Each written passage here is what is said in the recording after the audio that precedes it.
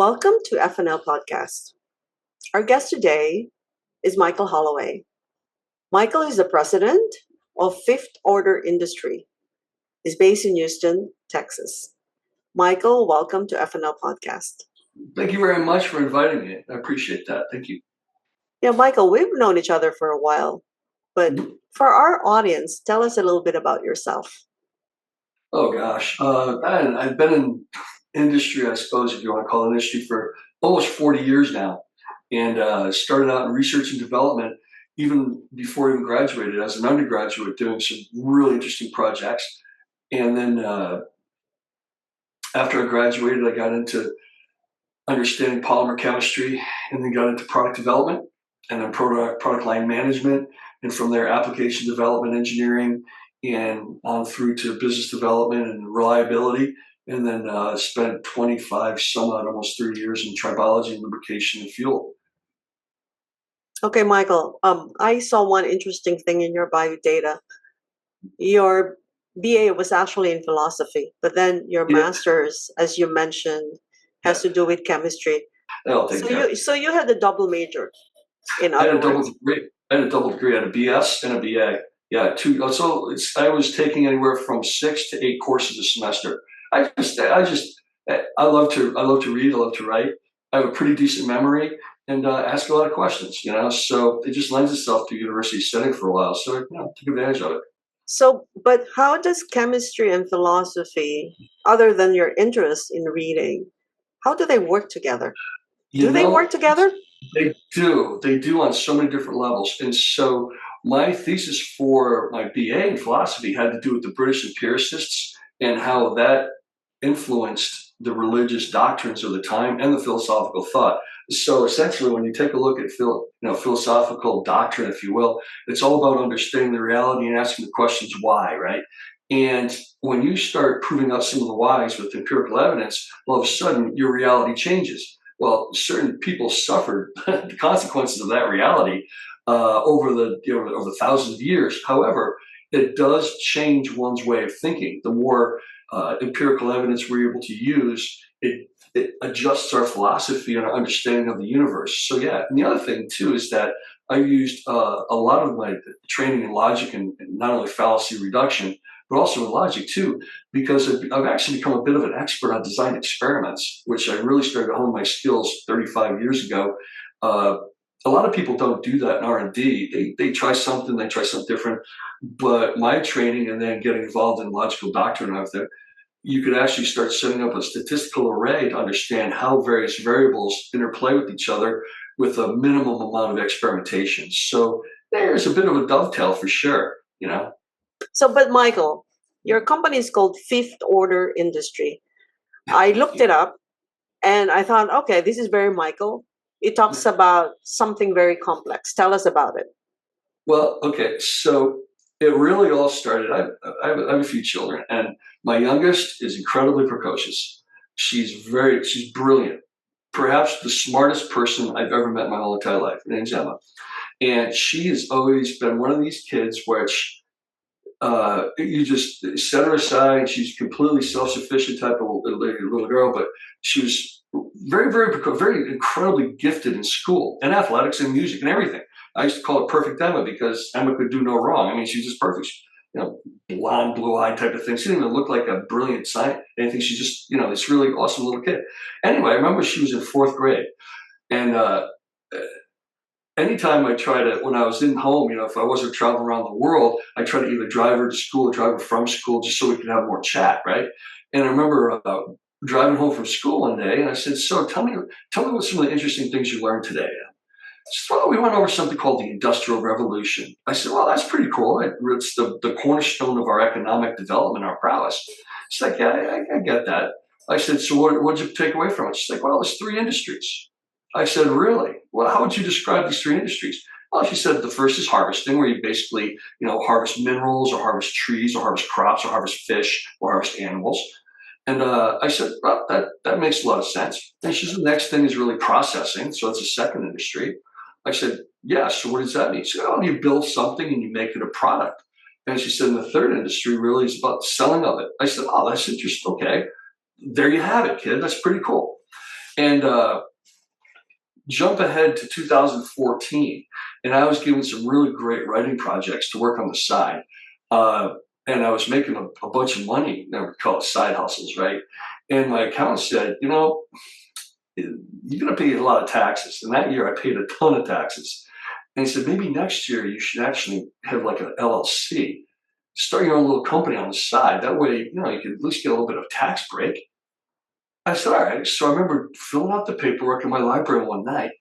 And she comes down to say goodnight. She said, what you working on, Pops? I said, I'm just doing these papers for the state to get a company going. She said, you're going to have your own company? I said, yeah. She says, huh? She says, what are you going to call it?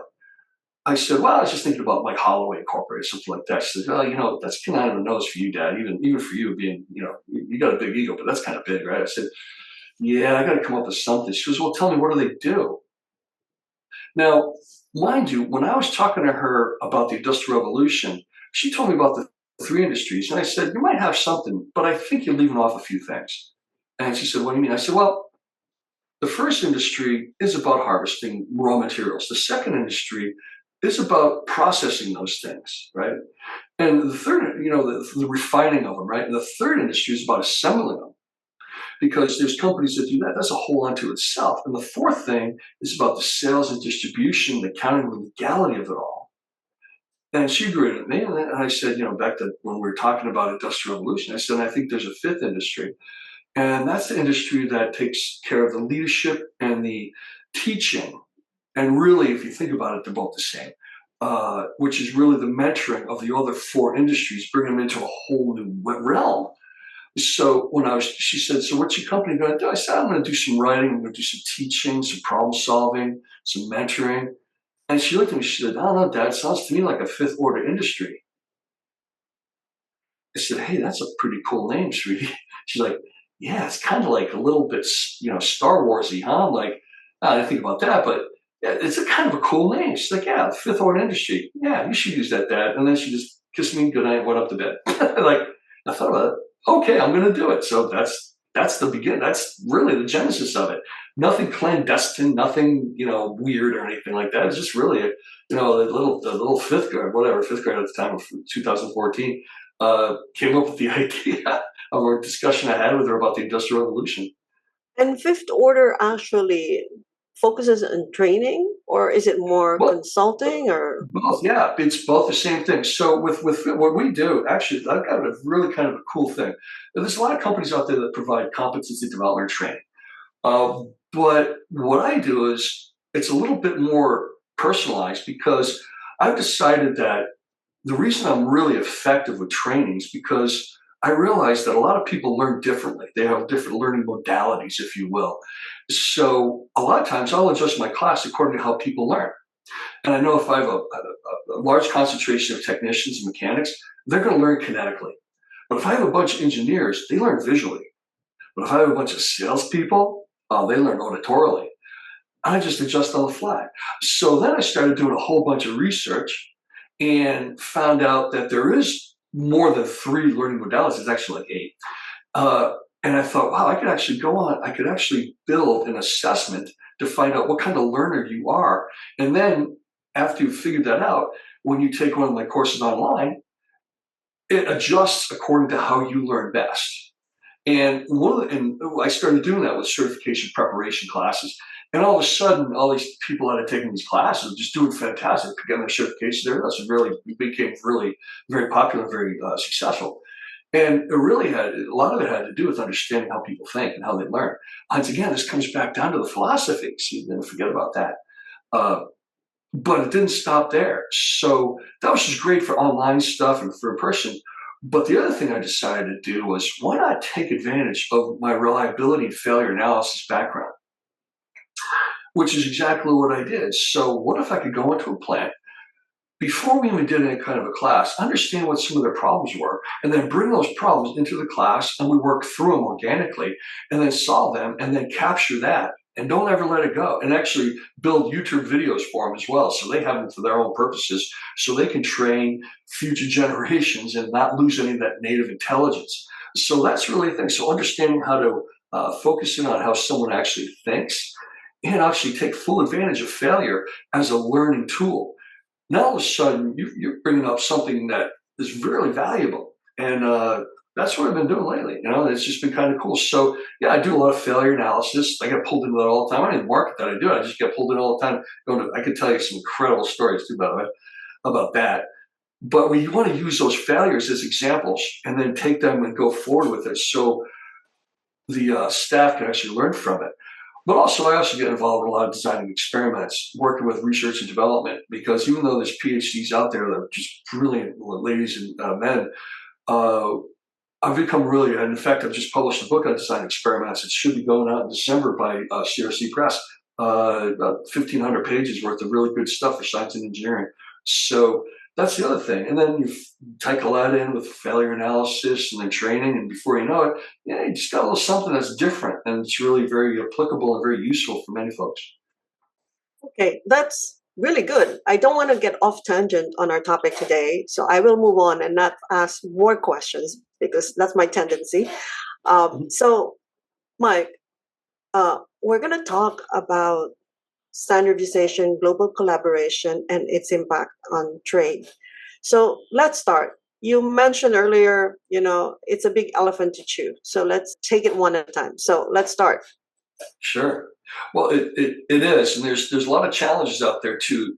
One of the big challenge does have to do with what are called cultural differences, and it really comes down to where there's certain unique regulatory approaches and attitudes towards environmental standards and even local practices in things like fuel. And if you want to talk about fuel and lubricant industry and quality and performance, for sure, uh, that's really kind of a big challenge in itself.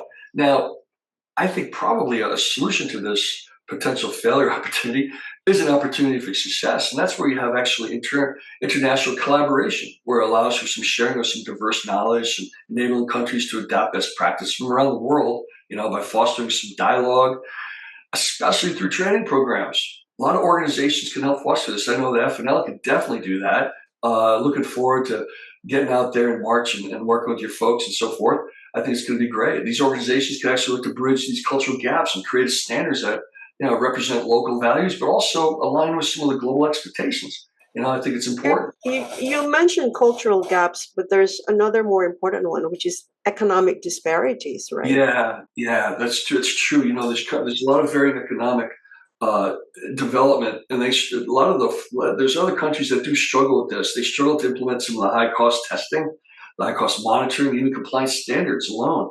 I mean, if you call in for somebody for an ISO audit or something like that, you're talking about thousands of dollars, and the thousands of dollars that's considered high cost for some of these. It's prohibitive for some of these developing nations. Now, a potential solution for this, and it's also an opportunity. So every solution brings about an economic opportunity for somebody. It helps solve one problem and can create opportunity for someone else delivering that solution. And it's cost sharing initiatives and some technology transfer.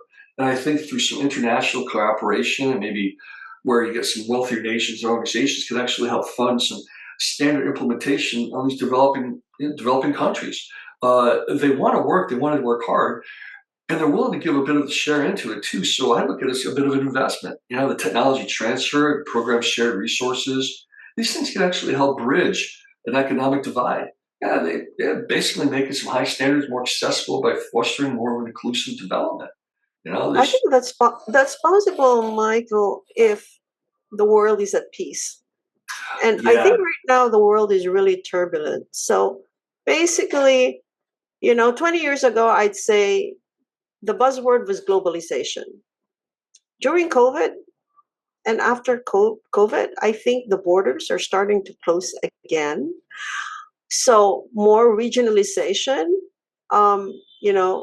EU with its very unique and very stringent environmental standards, which is good, but it comes with a cost, right? Now, sure. Yeah, um, the EU is primarily made up of rich countries like Germany, but it yeah, also doing that, has, sure. yeah, it Okay. also has member countries that are not as rich as Germany. And then you have Asia, which is even more fragmented.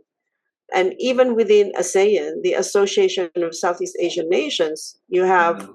very prosperous countries like Singapore, and then not very prosperous countries like Cambodia. So Sure. again, it's always the economic disparity there. And it's always going to be the case that the poorer countries may not have the same standards or may not have the luxury of adopting standards that are for first world countries. Yeah. So that's the problems. What's the solution? Oh boy, I tell you, that's, you want to get me into politics? World geopolitical scenarios are always a really touchy subject. It's really amazing. It's something that I've definitely noticed in my time, and I had the opportunity to travel to about 14 different countries in the past 18 months. And one thing I've definitely noticed is that people, by and large, and it's not just necessarily European countries, but all around. I mean, I was in Turkey, I was in Morocco, I was in Singapore, Slovenia, wherever it is, uh, even down in Peru. People, by and large, especially engineers and scientists, they aren't really political. They like their jam dealing with their stuff. They don't want to get so much into the junk, of all this political stuff. They just want to work on their projects and try to get by like that. That's what they're really motivated by. Uh, it's when these other things come into play that set up these barriers that, quite frankly, the solution to me is actually it's not always as obvious. But one thing that I see in this country and other countries is they love setting up division. They like to set up an us against them scenario, and quite frankly, it works. It's worked ever since human beings have been human beings. And the challenge is that it's awful because then you get people that suffer.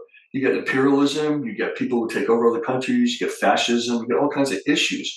But divisiveness is a tool that many dictators and many politicians and many kings and maybe whoever you want to call them, people in charge, including the religious zealots, take full advantage of divisiveness.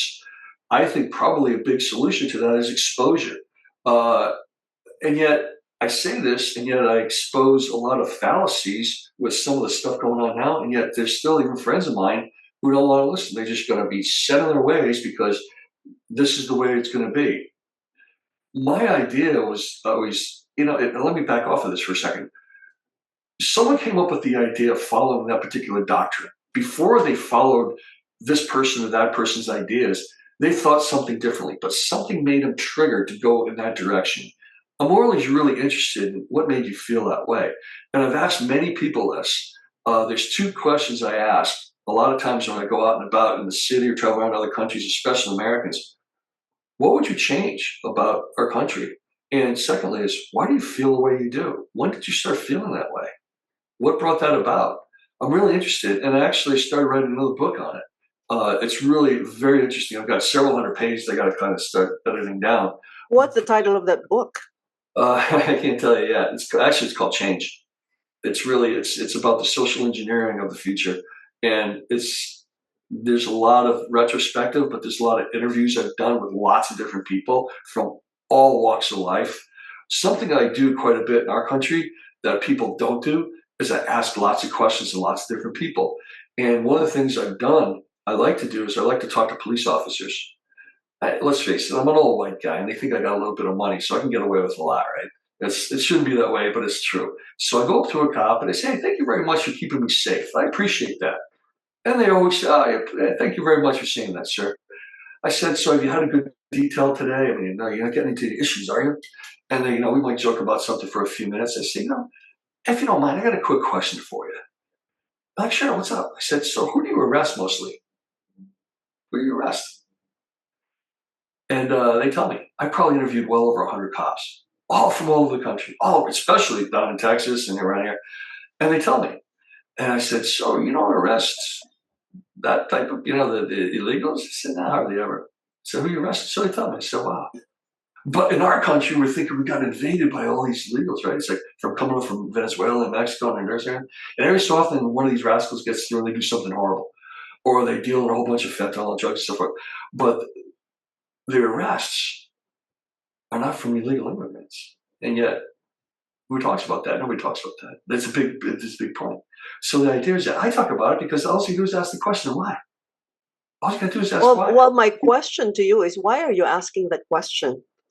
I want to know because if I read something, if I see something on TV, if I talk to somebody and there's information that's brought to them, I'm thinking, all right, can I rely on that as empirical evidence or is it wrong? I just need to have backup. I want to make sure that if I formulated that opinion, it has validity because my opinion, I think, matters. I think everybody's opinion matters. And if you back it up with validity, then it's a truism. And we don't want to believe a fallacious idea. We don't believe a fallacy. We want to believe a truism. So back it up. So if you have questions about what's going on in the Afghan war, about the Iraqi war, talk to some veterans, understand that. And I do that all the time as well. If you understand if there's any UFOs, talk to some airline pilots. You talked about divisiveness, right? But yet we're talking about global collaboration. So with this divisiveness, is it possible to have global collaboration on standards for fuels and lubricants? I think so, and I think there are some pretty strict regulations, obviously, from like everything from fuel additives to emissions to safety, and which can vary significantly, right? So if you can figure out just some common ground, and that right there is the basis of any negotiation, finding common ground. You can have Democrats, you can have Republicans, you can conservative, you can have liberals, you can have Muslims, you can have Jews, you can have Christians, you can have Buddhists, or whatever. But you can always find common ground regardless on anything, right? So start with the common ground so you can align these global standards with the regional laws and see if you can't figure out how it can work. These things are established for a reason. There's a reason why everything is. Perhaps that particular reason can fit somehow into their reasoning as well to benefit them to a point. So I think common ground is probably a great place to start and then just work it through there. Now, in this scenario, what we're trying to do is figure out something as simple as fuel. Fuel is used to generate electricity. Fuel is used to generate motion. Fuel is used to generate food. Fuel is basically the bottom line of our level of comfort, convenience, and control. Those are the three big C's, right? Lubrication just keeps everything moving. That's all about reliability. They're very important factors that touch every single market on earth. And yet, how many of us are involved in it? Relatively a small amount. Well, how many Well, people we got understand it? That's the problem, right? Well, they don't, but that doesn't mean it doesn't have to stay that way. So, and that's all part of training. It's all part of getting people involved. And I'm really always fascinated because I talk to mechanical engineers and I'll say, how much time did you spend as an undergrad learning about coefficient of friction, lubricity, things like that? None. None. Wow, you guys learned so much, but that's the one thing that has such an influence on, on overall equipment reliability. You really didn't learn much about it. But then I think about my training as an undergrad. How much did I learn about polymer chemistry? Very little. And yet, polymer chemistry basically it's in every market imaginable, right? Everybody deals with chemistry is somehow involved with polymer chemistry. Yet it's such a small thing. I think sometimes with academia, we have to realign with the basic ideas of getting a fundamental foundation established before we can go on to greater things. And that takes a lot of work and it takes a lot of expertise. And sometimes in the academic arena, you got people who have been there that are sedentary, who really don't get out of they call them the ivory towers, don't get out of there to go and experience the world and pull it back in to really say, hey, listen, we don't necessarily want to go down that road because it's kind of antiquated and could do better. You get some schools that are pretty good at it. You get other schools that are so vastly found in their foundation that they never break out of theory. And theory is good to a point because you need it to start, but it brings you into such a slow pace to get any kind of development going. So maybe it has a lot more to do with education, collaboration, and developing next world competencies.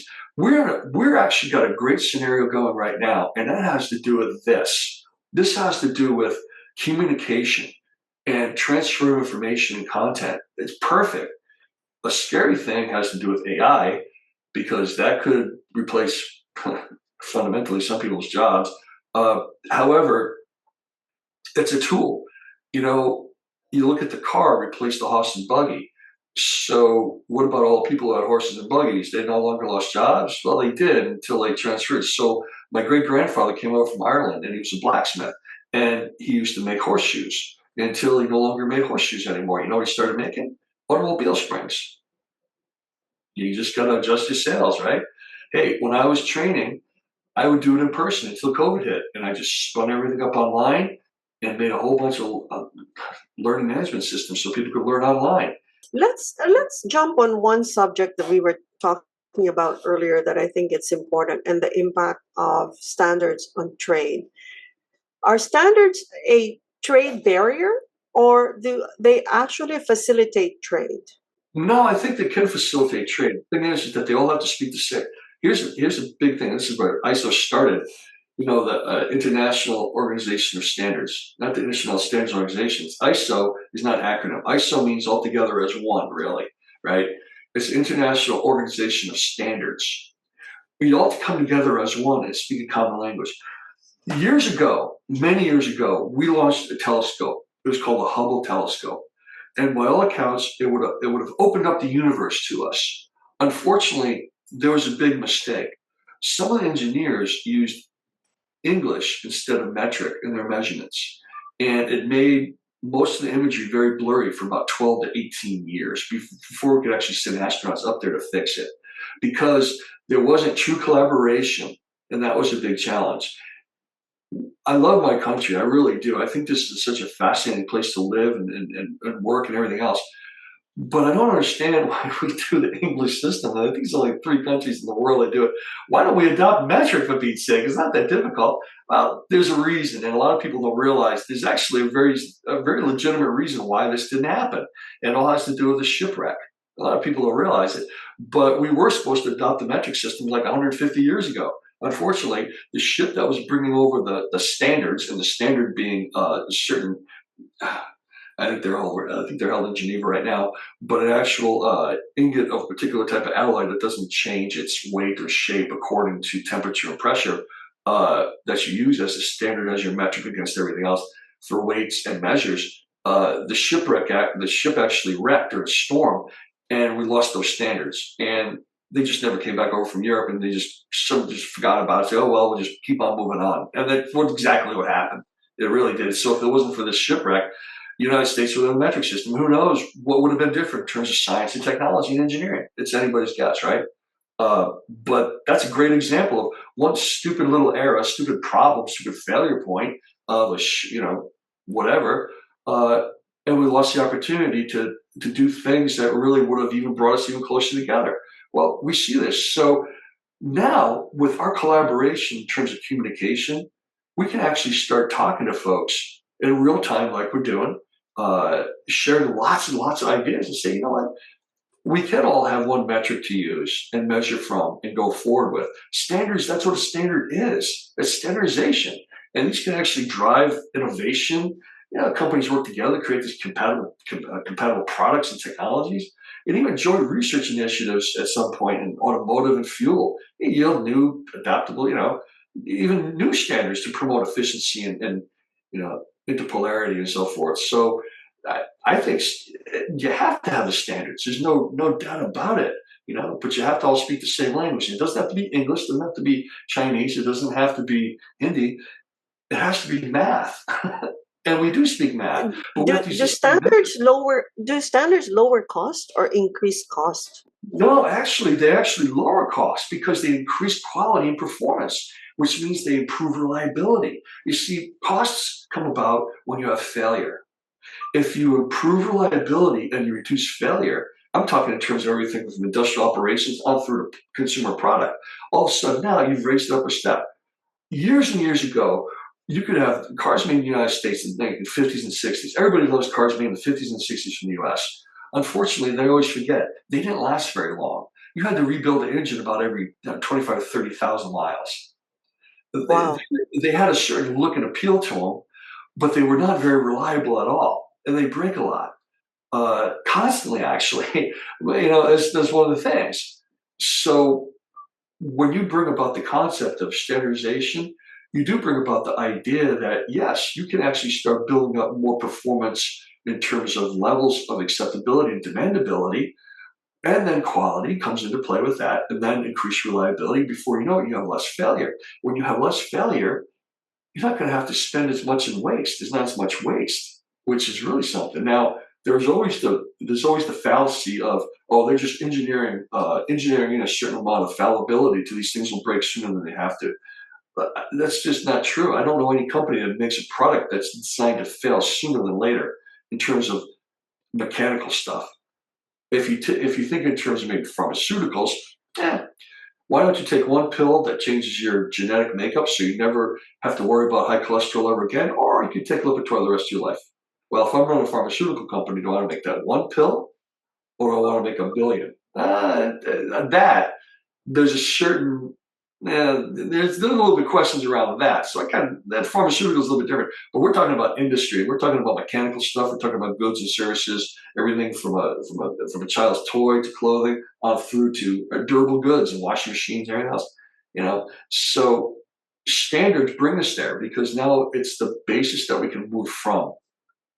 But you talked about ISO, Yeah. Michael. They are there. They've been working for decades. Yeah. So we have them, right? Or are there gaps? Yeah, no. And there's always gaps. It's really interesting when in terms of ISO. I like to start with ISO because it's actually a pretty good place to start. They do have a certain way of going about their things. There's one of people hang their hat on ISO in terms of like their audits and being ISO certified, whatever. And it's a good place to start. It's a lot like Six Sigma. A Six Sigma is a really nice quality protocol for certain reasons, but you can't take an organization and think that everybody's going to be, become a green belt and become Six Sigma. That's just unruly. People use standards sometimes as a badge of honor. It's not meant to be a badge of honor. It's meant to be a tool to use to get your stuff organized. ISO is nothing more than really just an organization of an organization. You're organizing. Really, that's what ISO is all about. It's all about putting your stuff in a group. You call it putting your poop in a group, right? Getting everything together as one, and it makes sense. There's a lot of nations that I think there's like 167 nations that actually do it. As far as the standards are applicable now. What's happened, though, is there's been a commoditization of this and a bit of an economic push because people have actually figured out ways to make money using it, the standards itself. So it's the idea of, hey, I can make a really nice tool, or I can make a really nice tool and charge for it. Yeah, I'm going to do that.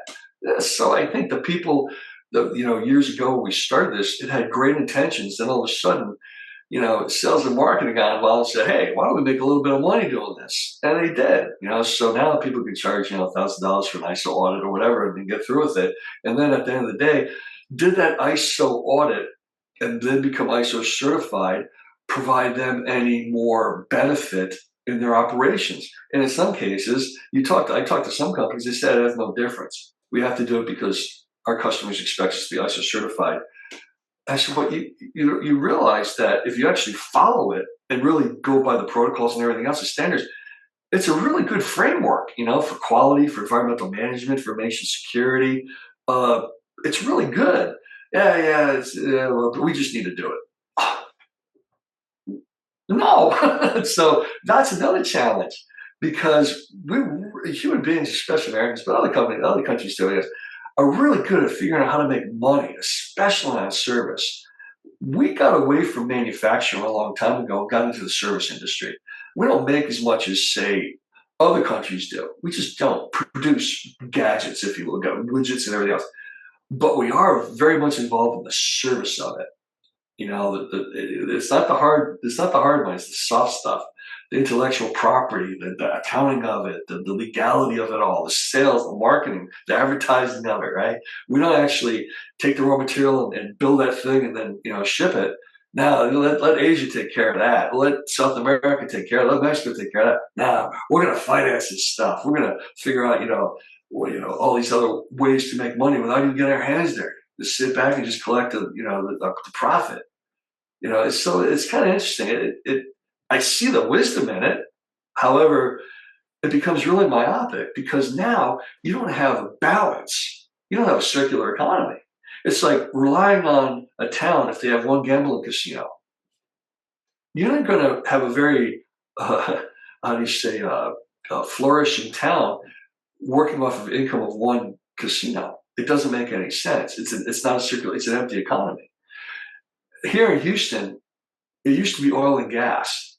Oil and gas is a big industry in Houston, but it's not the only industry. I mean, believe it or not, healthcare is a huge industry in Houston. Another thing is construction. Construction is big time in Houston, this area. So you got three huge industries that are making this city work, not just oil and gas. If you took a look at Detroit, or even Gary, Indiana with steel, or Detroit, Michigan, where they had the big three auto manufacturers, that was all they had. And when all of a sudden they were challenged from someplace else, they didn't have anything else. So they suffered, and they're still kind of suffering. They kind of come back a little bit. But you really have to open everything else up, right? And I think sometimes if we look at this, as far as ISO is concerned, we can't be just necessarily doing it for the sake of saying we did it. We have to actually do it right. It's no different than food standards. I talk a little bit about this too. They call it the Codex Alimentarius Commission, and that's the Food and Culture, the Food and Agriculture Organization, FAO, and there's also the World Health Organization as well. All these people are involved in this. I think there's probably about 190 countries involved in this thing, but it makes sense because imagine if you go to a country and you taste some of their goods and think, wow, I could actually start importing this stuff. So maybe it's a type of bread or a type of juice or something like that. And you start importing it, and all of a sudden Americans start getting sick on it. Well, it's because maybe there's a certain bacteria in there that we're not adjusted to, and all of a sudden it's a bad deal. Or maybe there's a certain type of metal that's found in whatever. It's horrible. So what we have to do is think about, okay, how about adjusting and making sure that we have a certain amount of food standards? So therefore, the quality and we want to call it performance, but the quality of the food coming in is agreed upon rather than not. If you do that, then all of a sudden, now it opens up. So now I can actually have something made from wherever and enjoy it and think to myself, wow, this is actually pretty good. It doesn't come from my country, but it's a delicious food, such. But I know it's safe. And I know I'm not going to get sick on it, and I can rely on it. Like I know a lot of times, and on the States, they take this stuff pretty seriously, food safety. But it helps because one of the biggest markets in our country right now is food, and it's never going to go away. We don't import a lot of food. We do it ourselves. We've got a big agricultural market, but there's the FDA and everybody else. There's a few organizations that are heavily involved in food safety. And anytime there's a problem, all of a sudden everybody knows about it. McDonald's, great example. E. coli breakout because of some onions. One supplier in onions. And they sent it out to McDonald's, some Chipotle's, a bunch of people got sick, right? One supplier, and all of a sudden, national news. It's a horrible thing. You saw the McDonald's stock drops probably like 7, 12 points or something like that. I forget what it was, but I know they did a bit of a drop because of this E. coli scare. And we see this with a lot of different food places where they say, hey, we got a problem. We do keep an eye on this stuff. So food quality is a big thing. So once again, it's all about a standard. It's just a never type of thing. And we see the same thing automotive. We could do the same in vehicle safety and environmental standards. Like the United Nations Economic Conference and Commission, what is it, the UNECE, I think it's called. That's another thing. That was established back in the 50s, 60s, something like that. But once again, trying to get everybody on the same page. I know I like a certain type of car. I have this one that was imported from Germany a long time ago. It was illegally imported in, gray market, if you will, because it didn't have U.S. Approved emissions. All right, it had German emissions, so it was a little bit, it let off a little bit more emission than it should have according to legally. Those are the kind of things that people think, so it's kind of cute, but it's really not. It's really actually not it's not cool at all to do that. But the idea is like, wait a minute, we know that an internal combustion engine burns fuel and it produces a poison. It just does. And anybody who says it does, it's lying. It's stupid. And I can tell you right now, if you just go up to a tailpipe and just suck on it for 30 seconds while the engine's running, you're probably going to die. So we can all agree on one thing. So once again, come right back down to the same thing. We're going to find common ground. Let's find this common ground. Engines produce poisons, but that doesn't necessarily mean we have to get rid of the engines. It means that we have to take a close, hard look at emissions and figure out how to reduce the poisons as much as possible. Have those standards in place. Therefore, I can take in cars from Croatia and Korea and Japan and China even. In the United States, you don't see a lot of cars that are made from China. You know, just Korea and Japan for sure, not China. But that's not to say that there's probably certain reasons for that. But the idea is that if we all start building on the whole concept of having a standard for emissions, that's a great place to start. Also, how about a standard for various other types of things within vehicles as well? You know, I mean, and it just doesn't rest with vehicles. It just goes on to, you know, it's going into some other key points as well in terms of that. It's a harmonization. It's you know, car manufacturers to produce vehicles that meet, you know, multiple countries' safety and emission standards. Safety especially. Emissions So one thing. what you're saying, Michael, is basically don't ban technology, have standards for environmental safety Yeah. and other things, Yeah. vehicle safety in general, and that's what you should measure them on, not on what kind of paper it's made of, or I mean, you know. Yeah, I mean, don't look at the wrong things. I mean, emission standards and safety are huge. Cost savings and reliability are big things. The idea is that it promotes market access and environmental sustainability and ensures consumer safety and play and satisfaction as well. One thing that, you know, when Charles Deming went over and started working with a lot of Japanese manufacturers back in the day, and he really promoted a whole concept of quality. When Toyota, Honda, and Nissan started producing consumer vehicles, it really shook up the United States because they became their quality improved very dramatically, but they were safe, they're affordable, and they're reliable, and they were kind of very fuel economical. You know, so you had some things that people were really jazzed about. They didn't care that it was made in Japan. They just wanted something that was safe, that they could afford, that wouldn't break down all the time, and got great gas mileage. And you know what? You saw that with Honda. You saw that with Nissan, and you were Datsun at the time, right? And you saw that with Honda. And so Toyota, Nissan, and Honda. It's like, gosh. And then all of a sudden, you know, Korea gets an influence on it and says, you know, we could probably do the same thing. And then all of a sudden, you say Hyundai and Kia and so forth, they start coming up. I'm like, yeah, now they're challenging it all. So they've displaced big time the United States. And, you know, Europe was always there. I mean, you had a little Volvo here, a Saab there, big deal. You had BMW, but those are kind of expensive. Mercedes and Porsche and Audi were more or less for the rich folks. It wasn't for the everyman or every woman or whatever. But the Japanese market did. But what they did is they really started hitting on standardization. It worked. It's a model. It's a success model. It should not be ignored. And we can take full advantage of it. You know, it's a tried and true method. No reason why we shouldn't pursue it. The biggest issue right now, I would say, in Europe, primarily, to some degree, the United States, and to a few countries in Asia, is really sustainability. Yeah. Can we talk a little bit about sustainability standards? You know, it's kind of interesting too, because here's the huge challenge with that too, because when you start talking sustainability, all of a sudden, if you start talking about this in front of certain people that are involved in the industry, they automatically think you're going all green on them, and they think, oh, you're one of these tree huggers, and it doesn't necessarily have to be that. Oh, you probably drive a Prius. No, I don't drive a Prius. Actually, not at all. But the idea is that sustainability is, for whatever reason, it's been a harbinger of bad attitude, and it really has. I think it's probably due in part by the oil and gas industry has said, hey, wait a minute here. If we go EV, or if we start going a different type of fuel or whatever, it takes away from our profit margins. That's not going to be good. That's not good at all. I mean, this is big oil. Big oil is big money, by the way. I mean, and trust me when I tell you this. In Texas, you go to certain towns, and you see these mega mansions, and this is generational wealth. And if you go a little bit of background on these folks, it's all oil money. And oil money is big money. I mean, it's not just the flash and pans. I mean, this is stupid big money. they find that a threat. And when someone gets threatened, they come up with all kinds of ways to defend their position. And so they're going to vilify it. And so they vilify sustainability, the whole concept of sustainability as being something that shouldn't even be thought about because that's un-American.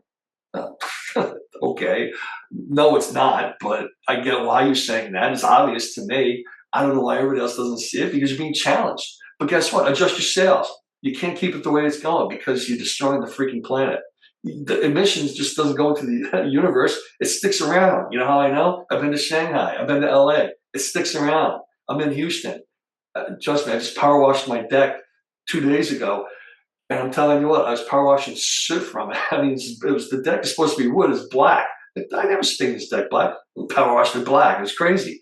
Why? Because of the atmosphere. Why? Because I got a couple million people here driving cars on a daily basis, pushing out that, soot particulate that settles on everything else.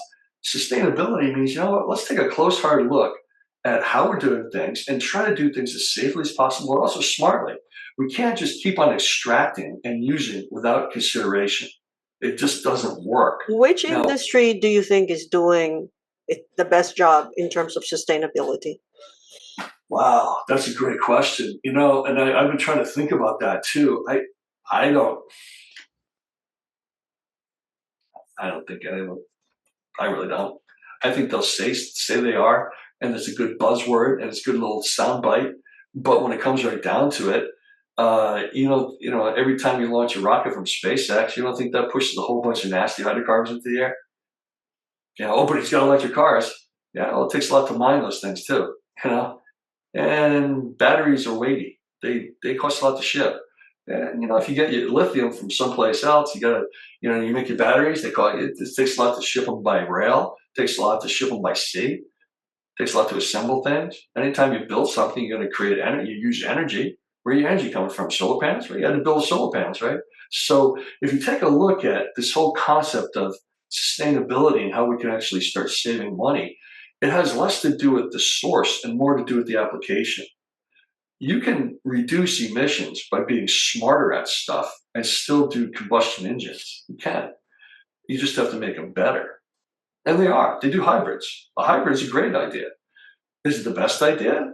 Actually, if you really want to think about it, the best idea is nuclear.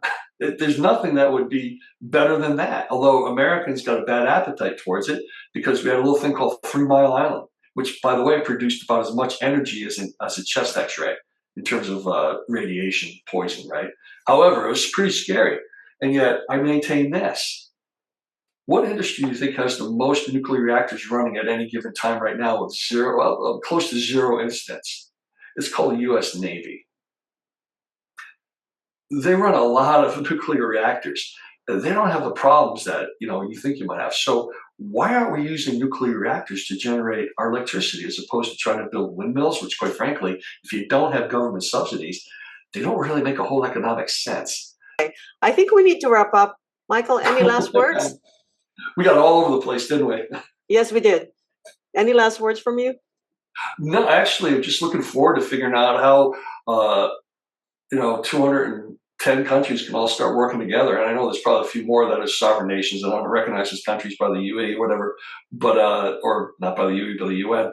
But anyway, it's kind of sad is that we don't have to listen to a bunch of junk. What we can do is just try to think to ourselves is that how can we make ourselves and each other and our live in a much more comfortable environment to where we have just as much control and convenience without suffering by demonizing things, and standardization is one way and science is another and exploring fallacies. But really at the end of the day, just ask why.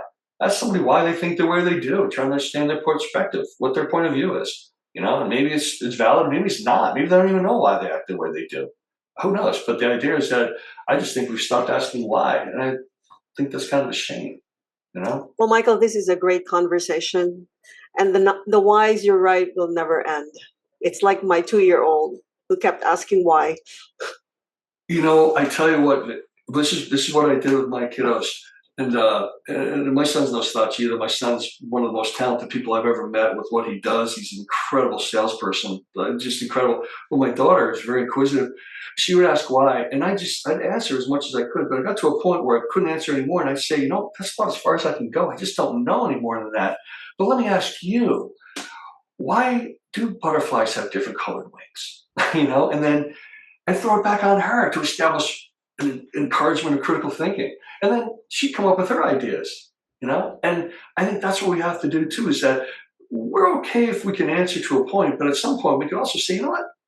I don't know. What do you think? Why do you think it is that way? Now that's kind of an interesting technique. It's a conversation. Michael, thank you so much for your time. I know it's pretty late in Houston. Thank you for talking to us and sharing your great ideas. I appreciate the time. I look forward to seeing you guys in Indonesia. Thank you. Take care. Have a great day. Bye-bye.